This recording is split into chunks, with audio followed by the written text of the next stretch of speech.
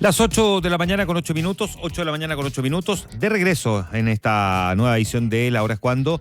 Conversamos esta mañana con el gobernador de la región metropolitana, Claudio Rego. Gobernador, ¿cómo le va? Bienvenido, buenos días. Buenos días, Juan Manuel. Muchas gracias por estar con nosotros, gobernador. Voy a partir preguntándole por la tragedia de ayer en Renca, ¿no?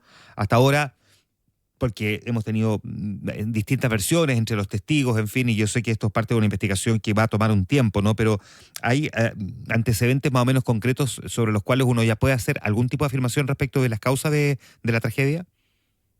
Mira, efectivamente, yo estuve ayer casi toda la mañana en el lugar y me tocó hablar con varias personas, no solamente con carabineros, con bomberos y sobre todo con testigos directos. Particularmente recuerdo a Juan Carlos, una persona que iba conduciendo justo detrás del camión de Gasco que se volcó, y lo que todas las partes señalan, incluido también la autopista, es de que este camión entra a mucha velocidad a General Velázquez viniendo del norte hacia el sur, eh, entrando se vuelca y al volcarse, por alguna razón, o se fractura, eso es lo que se está investigando, o se fractura la,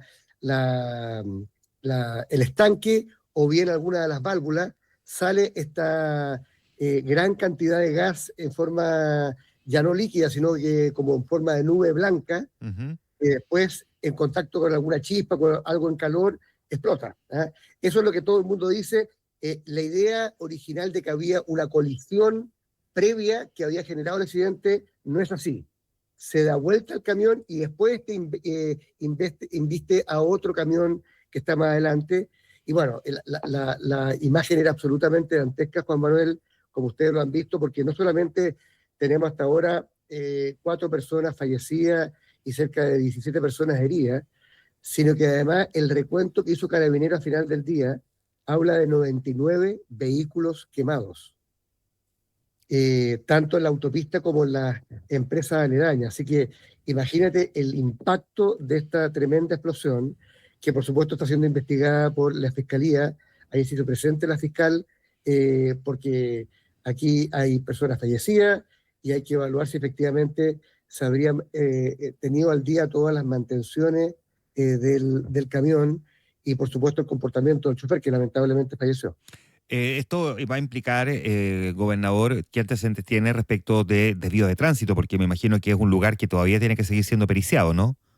Efectivamente, ayer por lo menos no llamaba ahora en la mañana, te reconozco, Juan Manuel, pero hasta ayer hasta la 1 de la mañana seguía cerrado, porque no solamente había que despejar y había que terminar de apagar el camión, sino que efectivamente la empresa de la autopista tenía que evaluar si había algún tipo de daño estructural, porque esta explosión ocurre justo sobre un paso bajo nivel.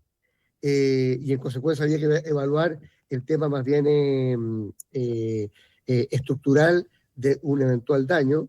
Así que por lo menos hasta ayer a la 1 de la mañana seguía cerrado desde Dorsal hasta la autopista central por General Velázquez.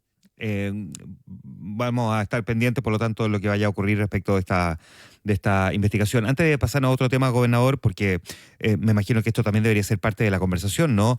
Que vehículos con cargas peligrosas transiten en horarios de alto flujo. Yo sé que en estricto rigor uno pensaría que en horario valle se corre todavía más riesgo de que ante menos vehículos el camión vaya más rápido, ¿no? Pero de todas formas expone a más personas cuando vehículos de estas características terminan transitando en horarios de punta.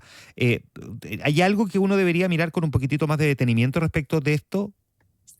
Mira, yo creo primero, Juan Manuel, que tenemos que esperar que se realice la investigación por parte de la Fiscalía para tener todos los antecedentes en la mano, tanto de este caso como de eventualmente otros casos. Ujú. Yo siempre he dicho que uno tiene que hacer políticas públicas basadas en la data y no en la guata. Es decir, no en el fragor o con la emoción de una crisis particular o un accidente como este o una tragedia, sino teniendo todas las estadísticas. ¿Cuántos de estos accidentes han habido? ¿Por qué se produjo? ¿Fue por un error humano del conductor en particular? ¿Han habido otros de este tipo, de esta envergadura y de esta peligrosidad? Hay que modificar en consecuencia las normas de traslado de artículos peligrosos como por ejemplo el gas. Todo eso tiene que ver, o sea, uno mismo como conductor, anoche me pasó que venía por la autopista Costanera Norte, venía un camión de estos y uno empieza a tener, ¿cómo se llama?, cuidado y también preocupación. ¿Ah? No vaya a ser que ocurra de nuevo. Entonces, yo creo que hay que hacer la evaluación completa con los antecedentes históricos y después, sin ningún tipo de miramiento, revisar la legislación para saber si es la adecuada o no. Efectivamente, lo de ayer fue a las 8:30 de la mañana. Imagínate si esto no hubiera sido verano, Está, la cantidad de gente que hubiera muerto. o sea, podría haber sido completamente brutal, digamos, si esto hubiese ocurrido en un momento de mayor circulación de vehículos, y esto, claro, pasó en febrero, pero eso ha sido en junio, podría haber sido una historia totalmente distinta. Absolutamente. Gobernador, lo llevo ahora al tema que nos ha acompañado, digamos, en estos últimos tiempos, ¿no? ¿Cómo interpreta usted, me gustaría partir preguntándole de esta manera, el 24-0? Porque no es solamente la resolución de la Corte, sino que la contundencia del fallo. Y la rapidez, ¿eh? Y Fue la en menos, rapidez, sí, y la rapidez. en menos de 30 minutos. A ver, primero decirte que desde el punto de vista personal, uno no puede sino quedar conforme cuando la justicia habla de manera tan clara, declarando la inocencia de uno luego de más de 2 años de imputaciones falsas en contra de uno. Así que lo primero es satisfacción por esta contundente declaratoria de inocencia. Segundo, los estándares que exigen las cortes de apelaciones para este tipo de casos son altos y son bien exigentes respecto de la plausibilidad y la seriedad de las acusaciones. ¿Eh? Yo lo he dicho, Juan Manuel, en todos lados, todas las autoridades públicas, y yo no soy la excepción, tenemos el deber de aceptar la crítica y aceptar ser investigados, siempre. Administramos recursos todos los chilenos y eso no nos puede enojar. Pero lo que uno pide, cuando a uno se le investiga, sobre todo más de 2 años, se me abren las cuentas corrientes, en fin, todo tipo de pericias, como se llama, intrusivas, es que cuando se formule una acusación, esta sea seria y sea fundada. Y este 24-0, que quiero que sepas, Juan Manuel, y también los auditores, es inédito. Nunca se había rechazado un desafuero en Chile por unanimidad y tan rápido por los 24 ministros de la Corte de Apelaciones. Lo que demuestra es que no había ningún antecedente serio para formularme esta acusación a mí. Y en esto quiero ser súper claro, porque no es que no hayan antecedentes para formular acusaciones, pero esta acusación falsa que montó la Fiscalía de Antofagasta en mi contra no tenía ningún antecedente serio. Eso es lo que dice el fallo y es por eso que le hemos pedido al fiscal nacional que investigue cómo una fiscalía como la de Antofagasta, después de 2 años y medio, pierde en seis instancias judiciales distintas. La de la Corte de Apelaciones fue solamente la última, pero habían habido otras 5 anteriores, por hacer suya una tesis peregrina que trataba de involucrarme a mí en un delito que cometieron otros. ¿Por qué cree usted ¿Recuerda, Juan Manuel? sí, ¿por qué cree usted que trataron de hacer suya esa tesis peregrina, como la denomina? Bueno, eso es lo que tiene que determinar el fiscal nacional. ¿Sabes por qué, Juan Manuel? Porque yo soy una persona que confía en el Ministerio Público. He trabajado con fiscales, tengo gran respeto por la institución y creo que es fundamental para la democracia. Entonces, cuando se realiza una investigación de 2 años y después se llega con una acusación tan débil que no recibe ni un solo voto de los ministros de la Corte de Apelaciones, es más, los ministros se le plantea, y nosotros también como defensa, la cantidad de errores de hecho y de derecho. Se confundieron con las leyes, Juan Manuel, se confundieron de tribunal. Le asignaron pruebas durante el proceso a personas distintas a las que correspondía. Dijeron que no existían cosas que existían. Entonces, de verdad, son tantos los errores graves de hecho y de derecho que uno se pregunta, o es negligencia grave y simplemente trabajo pésimamente hecho, o hay mala intención. Eso es lo que yo le pido a la Fiscalía Nacional que investigue. Ahora, en esta posición en la que queda la Fiscalía, ¿qué es lo que proyecta usted que debería ocurrir en los siguientes días? Mira, nosotros Respecto hemos a usted, planteado... respecto a usted. Mira, lo que corresponde ahora, y vamos a solicitar obviamente el sobreseimiento definitivo, que es lo que plantea el Código de Procedimiento Penal ante esta instancia. Pero más allá de mí como persona, lo que yo espero que la Fiscalía haga es lo que debió haber hecho del día 1 y que tanto el Consejo de Defensa del Estado como nosotros como querellantes en esta causa habíamos pedido, que es que se investigara qué pasó con los 1.000 millones que se apropió indebidamente Procultura y se establezcan las responsabilidades civiles y penales al respecto. Mi responsabilidad como gobernador no es hacer esa investigación, tiene que hacerla la Fiscalía, por eso me querellé. Mi obligación es seguir adelante junto con el Consejo de Defensa del Estado, con todas las gestiones para que la aseguradora Aspor pague las pólizas que nosotros exigimos en su momento, a pesar que la ley no lo planteaba, exigimos pólizas por un 100%, y que ya han decretado que deben ser pagadas por la Comisión de Mercado Financiero y la Corte de Apelaciones. O sea, nosotros estamos a puerta de recuperar los 1.000 millones, pero la investigación de qué pasó con esos 1.000 millones y cómo una fundación se apropió indebidamente de los mismos, le corresponde a la Fiscalía de Antofagasta, y yo espero que ahora hagan su pega en serio y no formulen acusaciones falsas a personas inocentes, como este caso. Profundicemos un poco a partir de la experiencia que me imagino usted también en estos momentos saca frente al convenio, lo acordado, ¿no?, con la Fundación Procultura. ¿Qué conclusiones saca usted respecto de eso? Mira, a ver, nosotros, parte de los errores de la Fiscalía, Juan Manuel, que por supuesto a través de filtraciones maliciosas que quisieron predisponer a todo el Poder Judicial en nuestra contra, era que aquí había un caso excepcional, que se había asignado plata a dedo a un amigo, sin ningún tipo de control. Eso es lo que se dijo y se dio a entender. Resulta que en este caso, como en otros 75 casos donde el gobierno regional metropolitano le entregó recursos a fundaciones o universidades, se siguió un protocolo súper estricto, que respetó siempre la ley vigente. Se aprobó por 6 instancias distintas, el Consejo Regional aprobaba, no solamente yo, se analizaba la admisibilidad si los montos eran grandes, no solamente como en el caso de Procultura, también la Universidad Católica, la Fundación Arturo López Pérez, la Fundación Paz Ciudadana, iba a la Contraloría, y después se le hacía seguimiento, y además nosotros exigíamos pólizas que eran de un 100%. Hoy día la ley cambió, ¿eh? Hoy día la ley sí exige pólizas, ¿y sabe de cuántos son? De 5%. Entonces, la verdad es que en estricto rigor, nosotros cumplimos 100% la ley.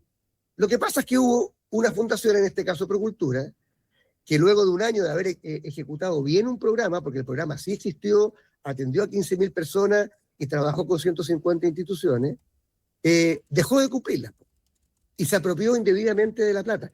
Y en ese caso nosotros hicimos lo que hace cualquier autoridad, que es poner término al convenio, exigir la restitución de los fondos, cobrar las pólizas, y cuando eso no ocurrió, querellarnos penalmente en contra de la fundación. Entonces, tú me preguntas a mí, ¿qué lecciones sacamos? Bueno, nosotros hicimos nuestra pega. El problema es que hubo una fundación en este caso que, ojo, tenía 15 años de experiencia, ningún antecedente complejo, y además cumplió con todo lo que establecía la ley. Pucha, oye, nos engañaron, pero efectivamente cumplimos la ley en este y en los otros 75 casos, y eso a mí me tiene absolutamente tranquilo y con la conciencia también tranquila, y eso es lo que confirmó también la Corte de Apelaciones este martes, de manera, Juan Manuel, tan contundente, que hasta mis adversarios han tenido que decir, bueno, quiere decir que no había ningún antecedente. Porque no puede ser que 24 ministros de Corte de Apelaciones en 10 minutos se pongan de acuerdo después de un juicio, de una investigación que duró 2 años. ¿Es un fracaso para la Fiscalía desde ese punto de vista? Absolutamente. Y no solamente por este caso, o sea, por este fallo, Juan Manuel. Recuerda que esta Fiscalía trató de llevar el caso a Antofagasta. Lo perdió en el juzgado de garantía. Lo apeló, lo perdió en la Corte de Apelaciones y lo condenaron a Costa.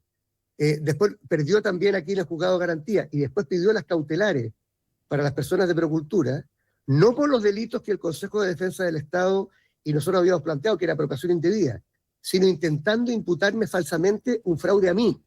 Entonces perdió las cautelares en primera instancia y perdió las cautelares en la Corte de Apelaciones. Y la derrota del 24-0 fue la 6ª derrota de la Fiscalía. Entonces, además, le renuncia al fiscal entre medio, hay acusaciones también por haber inventado todo tipo de conceptos jurídicos, y el juez a cargo, el fiscal a cargo, no da la cara en ninguno de los alegatos. Entonces, yo creo que si esto no amerita una investigación por parte del fiscal nacional, va a quedar la duda por qué se llevó a cabo tan mal un caso. ¿Fue negligencia o fue mala fe? Es una derrota también para quienes han intentado destituirlo desde la derecha. Ya vamos a hablar de lo que buscan en el Tricel, pero ¿lo siente también de esa manera? Mira, a ver, yo creo, aquí recordemos, Juan Manuel, que aquí también hubo abogados querellantes, tanto del Partido Republicano como de la UDI. que no trepidaron en mentir y en faltar a la verdad y en filtrarlo todo durante todo el proceso, inclusive los alegatos de las cautelares, y les fue como les fue. O sea, no es bueno tratar de llevar la política a los tribunales o instrumentalizar la justicia con fines políticos. Las cosas en política se dirimen en las elecciones. Y lo que yo le he dicho a los consejeros regionales republicanos y también de la UDI es que si quieren ocupar el cargo de gobernador, lo hagan por elecciones, pero no lo hagan por los tribunales, inventando cosas o de alguna manera tergiversando informes que tienen otro objetivo, que es mejorar la gestión, como si fueran sentencias definitivas de un juicio penal. Así que yo estoy muy tranquilo, Juan Manuel. Creo que este fallo es solo un primer fallo de una serie de fallos que vamos a tener, en que va a quedar no solamente clara nuestra inocencia o mi inocencia, también el correcto proceder del gobierno regional, que también ha sido lesionado con esta campaña de desprestigio. Solamente para que tenga una idea, Juan Manuel, yo he recibido cerca de 20.000 notas de prensa o reportajes en contra mío, siempre, por supuesto, alimentados por mi adversario, durante un año y medio. Entonces, claro, aquí, en vez de derrotar a una persona en la urna, se le pretende destruir a través de los medios de comunicación, y eso creo que no va a ocurrir. Yo voy a seguir haciendo mi trabajo. A mí me eligieron 2,5 millones de personas para servir a la región. Ayer, como me decía Pedro Carcura anoche en una entrevista, no, más que dedicarme, entre comillas, a celebrar, porque estoy conforme con el fallo, pero uno tiene que seguir trabajando. Ayer estuve en 5 comunas distintas, haciendo mi trabajo como lo voy a seguir haciendo, y de eso ninguna acusación falsa o injuriosa me va a sacar. Y por supuesto, no me enojo, yo saludo a mis adversarios políticos, pero les digo, ojo, ellos están asumiendo un nuevo gobierno. Y cuando uno termina siendo tan implacable con su adversario, mucha gente después, no va a ser mi caso porque yo no creo en ese tipo de política, pero mucha gente después dice, bueno, estas personas hay que aplicarle su propia medicina. Ojalá que no sea así, porque yo no creo que es bueno que la política la llevemos a los tribunales, sino que ocupemos las instancias políticas que corresponden para hacer el trabajo para el cual se nos eligió. Hablemos un poco de Alberto Larraín. ¿Qué a esta altura opinión tiene usted de Alberto Larraín? Mira, yo creo que él engañó a mucha gente. Él engañó a mucha gente, le hizo lo que pasó con Procultura, le hizo un tremendo daño a las fundaciones en Chile, no solamente a las fundaciones inclusive de prevención del suicidio que participaban de este proyecto, sino que a mucha gente. ¿Y para qué te digo el daño que le hizo al gobierno regional y a mí como persona? Yo creo que tiene que hacerse la investigación. Aquí se cometieron delitos y las personas que los cometieron tienen que responder. ¿Por qué cree usted que a ver, me cuesta formular esta pregunta porque tiene que ver con una cuestión más bien personal, ¿no? Y no necesariamente está obligado a responderme la pregunta, pero usted de alguna manera había desarrollado un cierto vínculo con Alberto Larraín. Tengo la idea, así como en términos un poco más personales, de conocerlo, de creer en su proyecto. Parecía Alberto Larraín ser una persona bastante, además, transversal, con muchos sectores políticos al mismo tiempo. Digamos, cae uno en una trampa. ¿Qué conclusión saca después de eso? Esto es una experiencia personal también, Claudio. Mira, a ver, uno ve cara y no corazones, claramente. Y es por eso que en mi ejercicio de las funciones públicas, más allá de conocer personas, yo nunca me he sentido que puedo saltarme la aplicación estricta de la ley. En este caso particular, y en otros también, yo conozco mucho al rector de la Universidad Católica y conozco también al director de la Fundación Paz Ciudadana, pero cuando uno se relaciona institucionalmente con estas instituciones, tiene que ponerse en el peor escenario. Y nosotros nos pusimos en el peor escenario, que era cobrar pólizas de seguro por el 100%. Ahora, de que hay una tremenda desilusión, la hay. Porque obviamente uno cuando al final concurre con su voto, al igual que los otros 34 consejeros regionales, para darle la confianza a una institución, uno no lo hace a una institución en blanco, uno lo hace a una institución que tiene personas con nombre y apellido.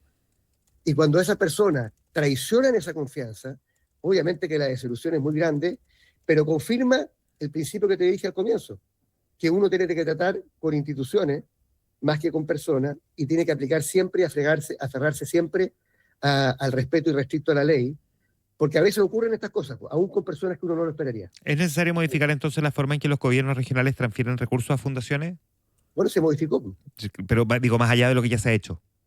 Yo creo que está súper bien modificado. Hoy día es muy difícil asignar un recurso, un proyecto directamente, casi imposible, te diría yo. Lo que me parece malo porque al final terminamos eliminando un instrumento que en el caso nuestro tuvimos 75 proyectos de esta naturaleza que funcionaron bien, uno que funcionó mal, y al final se nos prohíbe hacer este tipo de proyectos, ¿ah?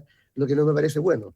Se exigen pólizas, y como tú ya te comentabas, Juan Manuel, son de 5%, nosotros exigíamos de 100%. En fin, yo te diría, yo creo que lamentablemente la ley se fue muy lejos. O sea, por una fundación o un par de fundaciones que lo hicieron mal, casi se prohibió el trabajo con fundaciones. Y yo al menos creo que las fundaciones cuando hacen bien su trabajo, cuando cumplen bien la ley, tienen un rol fundamental que hacer, y de hecho seguimos haciéndolo. O sea, nosotros vamos a hacer ahora un centro para la Fundación Santa Clara de niños con cáncer, vamos a tener un centro para la Fundación, ¿cómo se llama?, de nuestros hijos, que tienen también niños con enfermedades de cáncer. O sea, vamos a seguir trabajando, pero cada día es más difícil, como uno de los corolarios de este caso.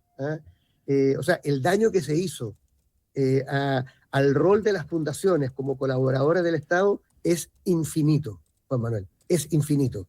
No sabes cómo me cuentan a mí las distintas fundaciones lo que les cuesta hoy día recuperar, levantar recursos privados y recursos públicos. A ver, hablemos un poquitito de eso, gobernador. Estamos con el gobernador metropolitano Claudio Rego. ¿Cómo evitar que casos así paralicen proyectos sociales legítimos que sí funcionan?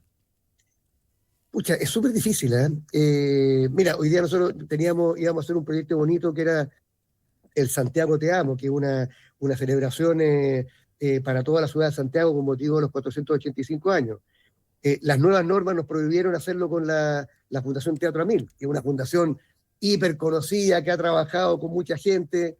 Entonces, estamos tratando de hacer un proyecto con la Fundación Vertical de capacitación de niños. Nuevamente, las nuevas restricciones de ley no nos permiten hacerlo y estamos buscando cómo hacerlo. Entonces, son tantas las restricciones que se ponen para evitar que no se repita un caso donde lo que hubo más bien es un delito, más que un relajamiento de las normas, que al final estas fundaciones, que son fundaciones que tienen larga trayectoria, con personas súper respetables, no pueden acceder a los recursos de todos los chilenos para colaborar con el Estado en estas labores que son tan importantes. Entonces a mí me da un poquito de frustración y me da rabia también, porque más allá del costo personal que yo he tenido, Juan Manuel, que ha sido harto, el otro costo que la gente no ve es este. Es que hoy día se sospecha de todas las fundaciones. Y eso me parece súper injusto. Y es por eso que yo he defendido hasta el día de hoy el trabajo con fundaciones, porque, oye, una manzana podrida no pudre todo el cajón. Y lamentablemente, y eso es lo grave también de la Fiscalía, que cuando la Fiscalía se embarca en una tesis que lo que busca más bien es destituir a un gobernador, en vez de buscar a los responsables, que sabemos dónde están, lo que termina dejando también es impune un caso que es bastante emblemático. Y que yo, insisto, yo le pido al fiscal nacional que investigue y que se siga adelante con la investigación de Procultura, mientras nosotros recuperamos los fondos y demostramos una vez más que hemos sido diligentes cuidando los recursos de todos los chilenos. Hablemos por último, usted dice que en lo personal esto tenía un costo. ¿Es lo más difícil que le ha tocado enfrentar en su vida política? Sin duda alguna. Sin duda alguna. Mira, te voy a decir una cosa bien personal, Juan Manuel. Mi papá murió cuando yo tenía 14 años. Y nos dejó un testamento espiritual que tenía que ver con ser capaces de ser testimonio de una lucha honesta por la justicia y también por la democracia en nuestro país. Yo lo único que tengo es mi honor. Y este martes, 24 ministros de la Corte de Apelaciones reivindicaron mi honor y mi honestidad.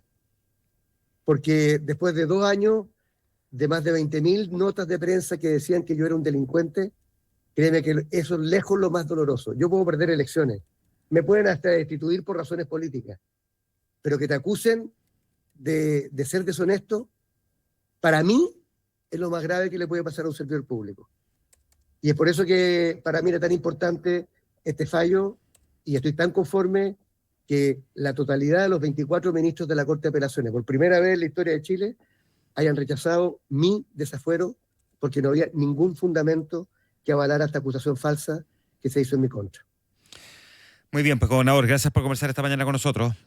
Gracias, Juan Manuel. Un abrazo. Que esté muy bien. Muchas gracias, gobernador. 8:34 minutos.